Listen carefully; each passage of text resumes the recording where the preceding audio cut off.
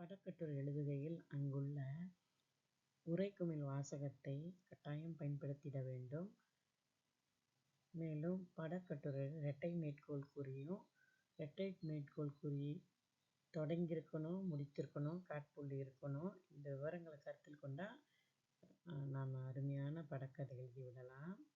வாருங்கள் படக்கதையை வாசிப்போம். அமுதன் மாலை வகுப்பு முடிந்து பஸ் நிறுத்தும் இடத்தை நோக்கி சிட்டாய் பறந்தான். அவன் தந்தையின் மகிழ்ந்து வரும் தருணத்திற்காக வழிமேல் விழி வைத்து காத்திருந்தான். அங்கு தலைக்கவசம் அணிந்த மோட்டார் ஓட்டுநரின் கழுகு பார்வையை அமுதன் கண்டான்.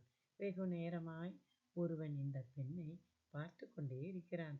இப்பெண்ணுக்கு எப்படி உதவலாம், எப்படி உதவி செய்வது என்ற வினா அமுதனின் சிந்தனையை இடியாப்பச் சிக்கலாய் குடைந்தது. மோட்டார் ஓட்டுநரோ, ஆஹா, கழுத்தில் தங்க ஆபரணங்கள், இன்று நமக்கு நல்ல வேட்டைதான் என்று கொள்ளையடிக்க எண்ணி மனப்பால் குடித்தான். அக்கணம் அமுதன் தந்தையின் மகிழ்ந்து வரும் ஓசை கேட்டது. அமுதன் புன்னகைத்தவாறு தன் புத்தகப் பையை வண்டியில் வைக்கும் ஒரு சில மணித்துளியில் சூழலை தந்தையின் காதில் கிசுகிசுத்தான். அமுதனின் அப்பாவும் வில்லிலிருந்து புறப்பட்ட அம்பாய் மகிழுந்தை பஸ் நிறுத்தும் இடத்திற்கு அருகில் நிறுத்தினார். அவரும் அமுதனுடன் சேர்ந்து அப்பெண்ணுக்கு அருகில் அமர்ந்தார். மோட்டார் ஓட்டுநரின் ஆள் அரவமற்ற சூழல் அமையும் என்ற நினைப்பு பொய்யாய் ஆனதால் அங்கிருந்து விருட்டென்று அகன்றார். அப்பெண் பேருந்து ஏறியதும் கையசைத்து நன்றியை வெளிப்படுத்தியதால் நானும் அப்பாவும் முகம் மலர்ந்து நிறைவோடு வீடு நோக்கி புறப்பட்டோம்.